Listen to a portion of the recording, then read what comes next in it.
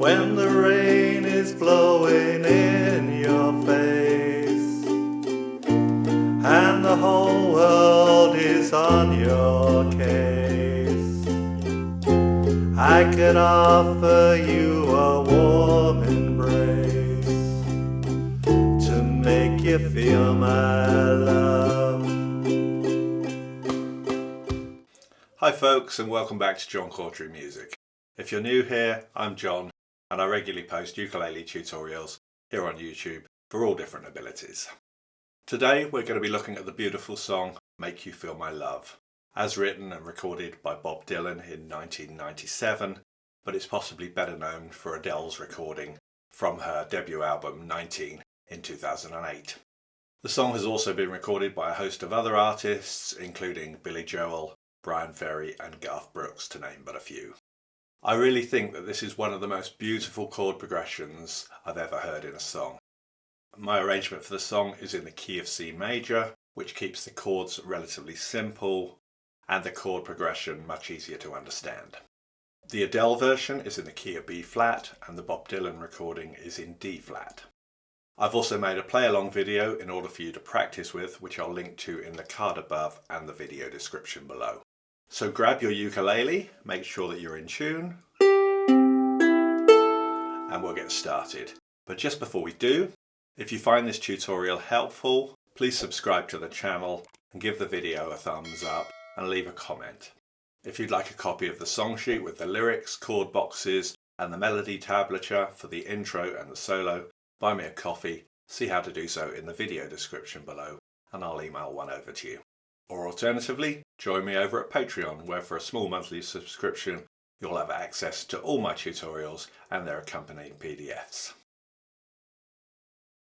The song has a very simple form that starts with an instrumental verse for the intro, and then we have two verses that are followed by the bridge.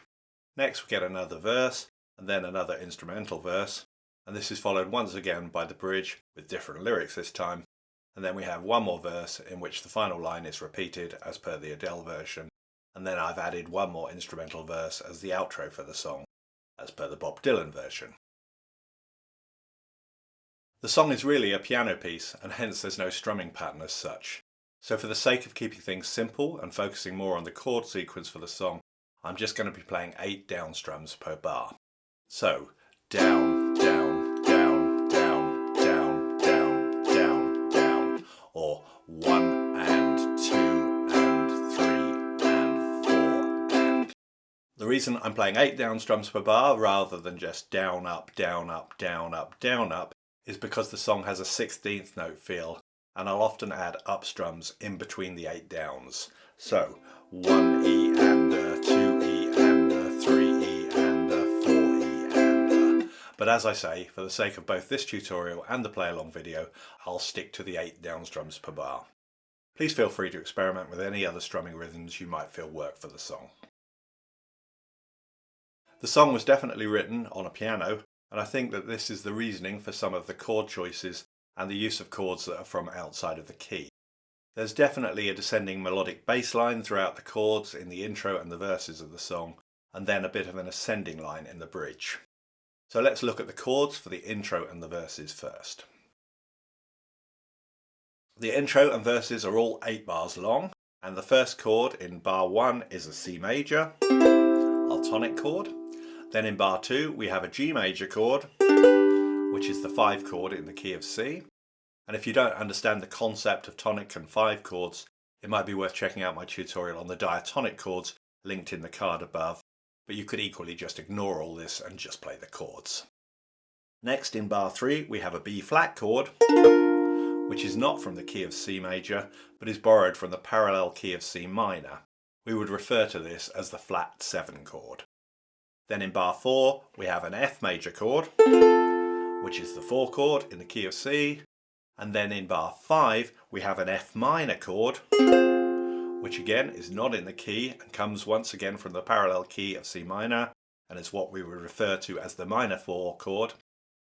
Then in bar 6 we have a bar of C major again, which is our tonic or home chord, and then in bar 7 we have a split bar equally sharing a D9 chord, which is a slightly fancier version of a D7 chord with an extra E note added to it, and then a G11 chord, which is basically a fancier version of G7 with the extra notes of A and C added to it. You could, of course, just play D7 and G7, but I really like how the D9 and G11 chords sound in context of the song. But please feel free to try both. And finally, in bar 8, we resolve to our tonic or home chord of C major once more. In these final two bars, we're basically getting what is referred to as a 2-5-1 sequence, which is a very common way to end a song or section of the song.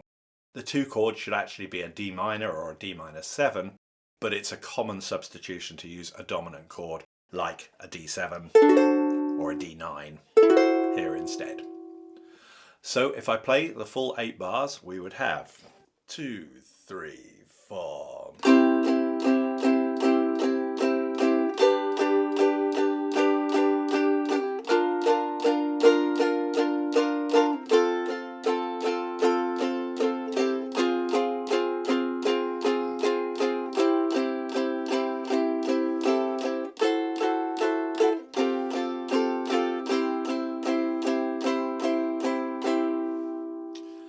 Now, it's my belief that the reasoning behind this chord sequence and the choice of the borrowed chords of B flat and F minor is so that there is a chromatic bass line of descending notes moving down one semitone at a time throughout all of these chords, which we would generally find very pleasing to the ear.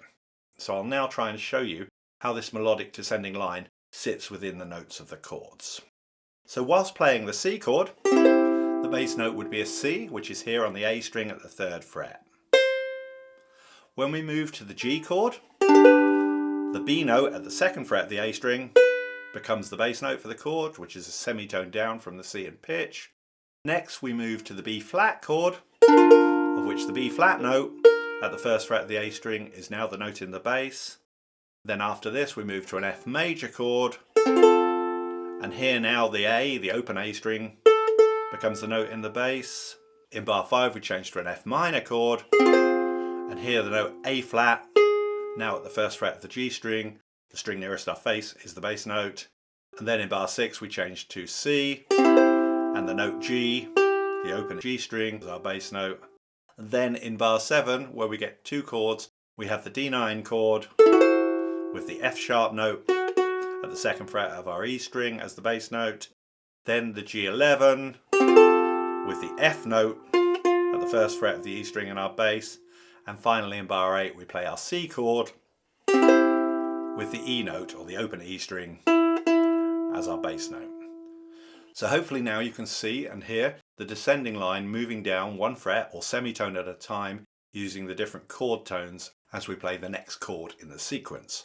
So if I play all of these individual notes on just one string, the E string, you can see very clearly the descending line moving down from C at the 8th fret all the way down to the open E, one fret at a time. So C for the C chord, B for the G chord, B flat for the B flat chord, A for the F chord, A flat for the F minor chord, G for the C chord, F sharp for the D9 chord, F for the G11 chord, and E for the C chord. And with the chords, C, G, B flat, F, F minor, C, D9, G11, C. And I'm guessing that Bob Dylan found this descending line whilst messing around on the piano and then had to find a chord sequence using both diatonic chords from the key and also borrowed chords from the parallel minor key in order to be able to use it. As I said before, this 8-bar sequence is used throughout the song for the intro and all the verses, including the instrumental solo and the outro of the song. So if I just demonstrate how a verse would sound with the vocals now, and then we can have a look at the bridge section next. 2, 3, 4. when the rain is blowing in your face and the whole world is on your case. I could offer you a warm embrace to make you feel my love.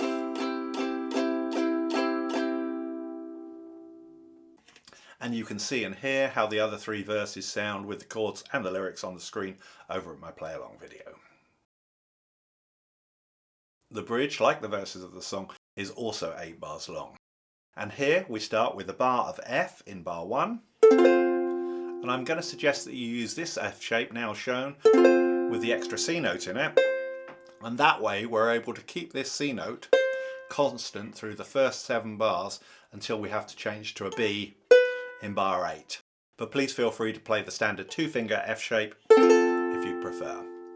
In bar 2 we have a bar of C. In bar 3 we have an evenly split bar of A flat augmented and then another F chord. And then in bar 4 we go back to C again. In bar 5 we have another full bar of F. In bar 6 another bar of C. And then in bar 7 we have a bar of D minor 7.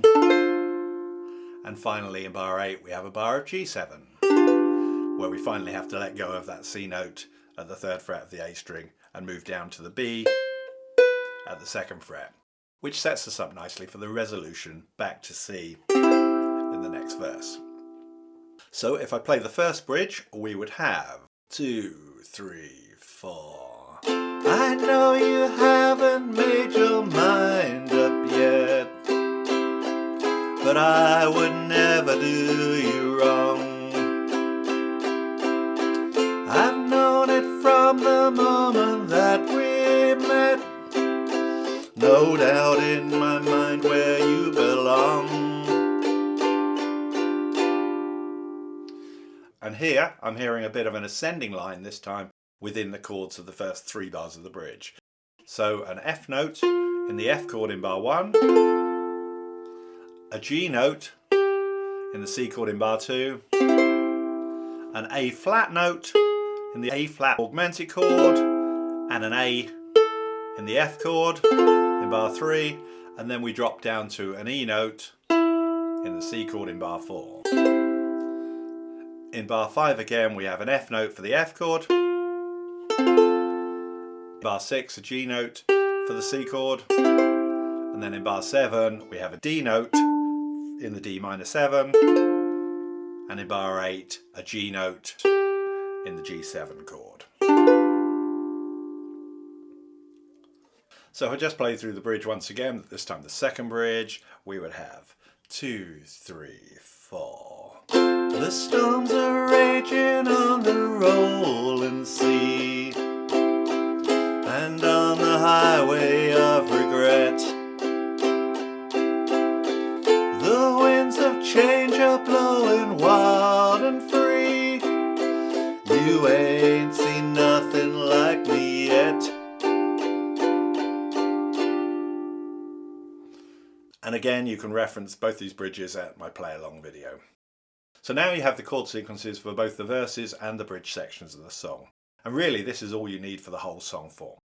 The only place where this differs at all is in the final verse, where the 2 bars, or the last line of the song, get repeated once again before going into the outro verse. So this final verse with the extra 2 bars would be 2, 3, 4. I could make you happy, make your dreams come true. Nothing that I wouldn't do. Go to the ends of the earth for you, to make you feel my love, to make you feel my love.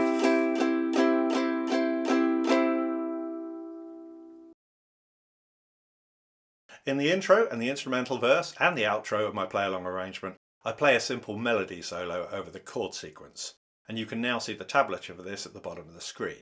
If you have a good feel for the melody of the song, you should be able to get this down pretty quickly. The main thing is to remember that in bars 1 and 3 here, we don't play until the second beat of the bar. So bars 1 and 2 would be 2, 3, 4, 1.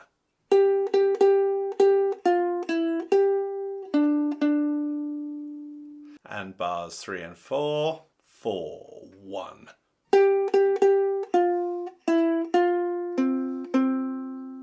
And you'll see that the same applies again in bar 5, so bars 5 and 6, 1.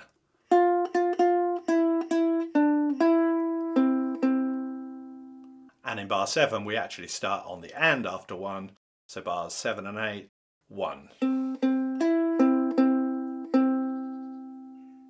So the full 8 bars would be 2, 3, 4, 1.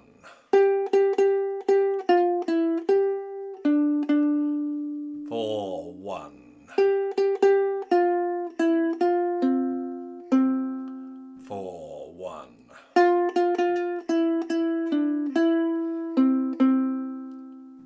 1.